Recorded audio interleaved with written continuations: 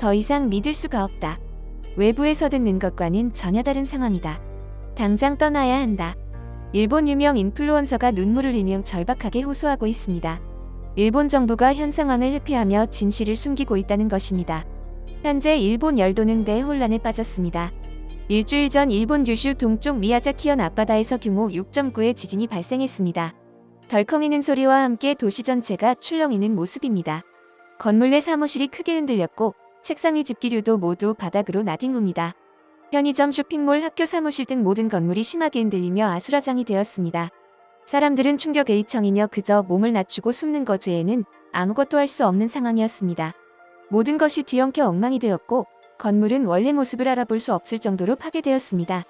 교량은 강한 진동에 요동치며 차량 통행이 불가능해졌고 조금이라도 빨리 가족들에게 가려고 운전하던 사람들은 차를 길에 두고 걸어서 집으로 돌아가야만 했습니다. 도로 위의 건물과 자동차는 마치 파도에 휩쓸린 듯 요동쳤습니다. 지진의 충격으로 인근 지역에서는 산사태가 발생해 절벽이 무너지며 도로를 덮쳤습니다.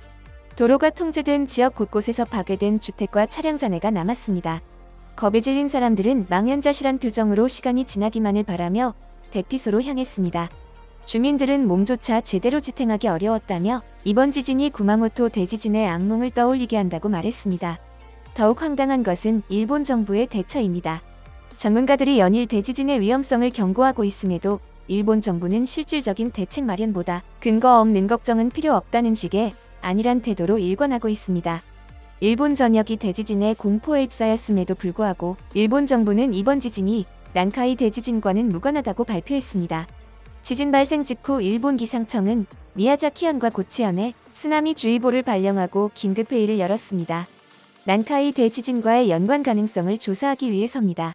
난카이 대지진은 시즈오카현 앞바다에서 시코쿠 남부, 규슈 동부 해역까지 이어진 난카이 해곡에서 100년 간격으로 발생한다는 초대형 지진입니다. 하지만 일본 기상청이 발표한 검토 결과는 황당했습니다. 회의 결과 이번 지진은 작년 지진의 여진일 뿐 난카이 대지진과 아무런 연관이 없다며 쓰나미주의보를 해제했습니다. 하지만 일본인들은 여전히 불안합니다. 지난해 지진 때도 진도 6.9를 발표했다가 광범위한 지역 지진을 7.1로 갑자기 상향 조정하더니 특정 지역엔 8.0 이상의 강진이 나타나기 때문입니다. 일본인들은 더 이상 정부의 발표를 믿지 못합니다. 다른 지역에 부모나 친척이 있는 사람들은 우선적으로 대피를 시작했고 언제라도 피난을 갈 수 있도록 짐을 싸둡니다. 다음번은 정말로 난카이 대지진이 될지도 모른다는 두려움이 일본 열도를 짓누르고 있습니다. 설상가상으로 피할 곳조차 없습니다. 니혼 게이자이 신문에 따르면 난카이 대지진 피해가 예상되는 기초지자체의 약 40%는 피난소가 턱없이 부족한 실정입니다. 일본 내각부는 난카이 대지진 발생 시 최대 950만 명의 피난민이 발생할 것으로 추산했으며 이 중 약 53만 명은 피난소조차 이용하지 못할 것이라고 전했습니다.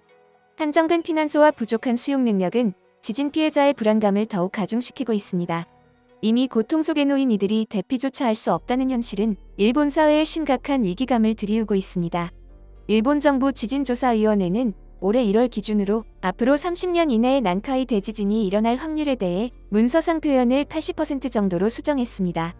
일본은 2018년에도 관련 표현을 70% 정도에서 70에서 80%로 바꿨고 올해 또 75에서 82%라고 바꾼 것입니다. 그야말로 언제 터져도 이상하지 않은 상황입니다. 규모 8이 넘는 지진이 일어날 경우 일본은 최대 32만 명의 사망자와 건물 300만 채가 파손돼 경제 피해는 220조 엔으로 예상하고 있습니다. 이는 동일본 대지진이나 한신 대지진을 크게 웃도는 수준입니다. 일본에서 발생하는 대규모 지진이 한반도에 미치는 영향을 절대 간과할 수 없습니다. 지진의 여파로 인한 해일이나 지각 변동이 동해와 서해를 포함한 한반도 해역에 영향을 줄 가능성도 배제할 수 없습니다. 그러나 더욱 심각한 문제는 이 같은 위협에 대한 대비가 전무하다는 점입니다. 대규모 자연재해는 국경을 넘는 영향을 미칠 수 있지만 현실은 한반도 역시 이 거대한 위험 앞에서 사실상 무방비 상태라는 사실이 우려를 더욱 증폭시키고 있습니다. 전문가들은 일본 열도가 난카이 대지진의 위험에 이미 깊숙이 들어섰으며 내일이라도 대지진이 발생해도 이상하지 않은 상태라고 경고하고 있습니다. 교토대학 방재연구소의 니시무라 타쿠야 교수는 난카이 트로프를 따라 대규모 에너지가 계속 축적되고 있다. 2011년 동일본 대지진 당시에도 이와테현에서 후쿠시마 앞바다까지 광범위한 영역의 에너지가 축적되었고 결국 한꺼번에 폭발했다. 난카이 트로프 역시 이런 식으로 에너지가 터질 가능성을 항상 염두에 둬야 한다고 밝혔습니다. 그러나 일본 정부는 지진의 발생 일시와 장소를 미리 알 수 있다는 정보는 루머에 불과하다라며 미리 걱정할 필요가 없다는 무책임한 발언으로 국민의 불안감을 잠재 우려하고 있습니다. 결국 일본 정부는 긴급 대피령을 내리면서도 평지로 이동하라, 건물 안에 머물지 마라, 공원에 모이는 것이 더 안전하다는 무책임한 지침만 반복하고 있습니다. 이 같은 대처는 국민들의 공포를 더욱 키우고 있으며 일본 사회 전반의 혼란과 불신을 확산시키고 있습니다. 난카이 대지진의 발생 가능성에 대해 해외 매체들도 주목하고 있습니다. BBC는 난카이 대지진의 위험성에 대해 지진이 일본 전역에 미칠 영향이 상상 이상이라고 보도했습니다. 전문가들이 말하는 결과는 생각보다 더 위험합니다. 1707년 호에이 대분화의 재현 가능성이 다시 일본을 공포에 빠뜨리고 있는데요. 후지산이 마지막으로 분화했던 1707년 호에이 대분화는 화산재가 교토까지 도달했던 데 재앙이었습니다. 이번에 분화가 재현된다면 과거보다 훨씬 인구 밀도가 높은 일본은 그 피해 규모가 수십 배로 커질 것입니다. 난카이 대지진의 여파로 후지산이 분화하면 단 3시간 내에 화산재가 도쿄 전역을 덮치게 됩니다. 화산재로 인해 철도 고속도로, 공항이 폐쇄되고 통신 장비는 결함을 일으키며 일본의 제조업은 마비됩니다. 도쿄는 순식간에 수도 기능을 상실하며 2조 5천억 엔 이상의 손실을 입히게 되는데요. 이 시나리오는 단순한 상상이 아니라 지금이라도 대비하지 않으면 현실이 될 수 있는 위협입니다. 전 세계가 일본 정부의 철저한 대응을 촉구하는 가운데 한국에는 특별한 관심이 쏠리고 있는데요. 해외에서는 한 국내 기업이 한국 역사상 전례 없는 행보를 보이며 경이로운 국가라는 극찬을 받고 있습니다. 바로 유명 해외 경매 사이트를 통해 보인 이 행보 때문인데요. 과거 한국은 숱한 아픈 역사를 겪어오며 소중한 한국의 유물들을 빼앗겨왔습니다. 심지어 이 경매 사이트를 통해 한국이 아닌 또 다른 해외로 거래되었고 누군가 나서지 않는 이상 영원히 한국으로 돌아오지 못할 상황에 처해 있었는데요. 그 유물에는 조선시대 도자기부터 한국 전쟁 당시의 유물들이 있었으며 이 모든 것이 낯선 땅에 위치해 있는 것을 확인할 수 있습니다. 또한 지금 이 순간에도 김치와 한복, 한국의 영토까지 본인들 것이라고 주장하는 나라들이 있기에 더욱 위험한 상황이었죠. 그런데 어느 날 갑작스레 한 한국 기업이 나타납니다. 한국의 유물을 들여오겠습니다. 이 기업은 한국의 유물들을 되찾아와 대한민국 국민들의 이름으로 박물관에 기증할 것이라는 강력한 결단을 내리며 모두에게 선포했습니다. 그리고 실제 한국의 유물들을 들여오기 시작했는데요. 알고 보니 이 기업은 수년간 한국의 역사를 세계에 알려온 기업으로 역사 왜곡을 시도한 중국인과 맞서 싸웠고 또 한국 전쟁에 참전한 해외 국가에 직접적으로 감사를 표하며 큰 화제가 된 기업이었습니다. 기업의 이름은 인프레시. 이들은 중국이 6.25 전쟁 당시 한국을 도운 참전국이란 항리원조 주장에 중국은 절대 참전국이 될 수 없다라는 말과 함께 그들에게 올바른 한국 역사를 중국어로 번역까지 해 참교육을 시켜주었고 얼마 전에는 16개 참전국 관저에 코리아란 이름으로 존경을 담은 황금 카네이션을 보내며 국가를 대신해 은혜를 갚는 기업으로 해외 언론을 통해 보도된 적도 있었습니다.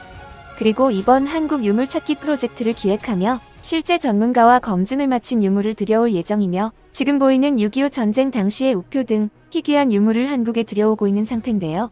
더욱 놀라운 건 생활고로 씻지도 못하고 한 끼 식사조차 못하는 참전 용사들이 이들로 인해 다양한 지원을 받으며 제2의 삶을 살고 있고 그 범위가 먼 아프리카 대륙의 에티오피아까지 뻗어나가고 있다는 것입니다. 이 행보에 수많은 참전국 해외 네티즌들은 열광했고 이 기업을 보면 한국인의 정체성을 알 수 있다며 이젠 한국이란 국가까지 극찬하고 나서고 있는 것이죠.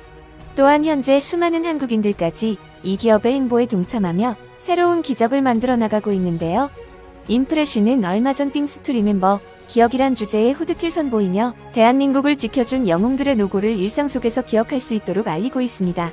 화이트, 베이지, 블랙 세 가지 색상으로 출시가된 후드티는 옆면에는 태극기 라벨로 포인트를 주어 더욱 한국의 미를 알리는 뜻깊은 의미까지 전달하고 있는데요.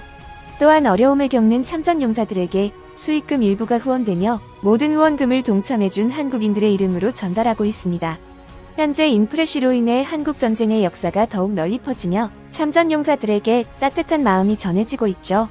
그리고 국가를 대신해 한국의 유물을 지키고 나선 이 기업의 행보가 많은 걸 변화시키고 있습니다.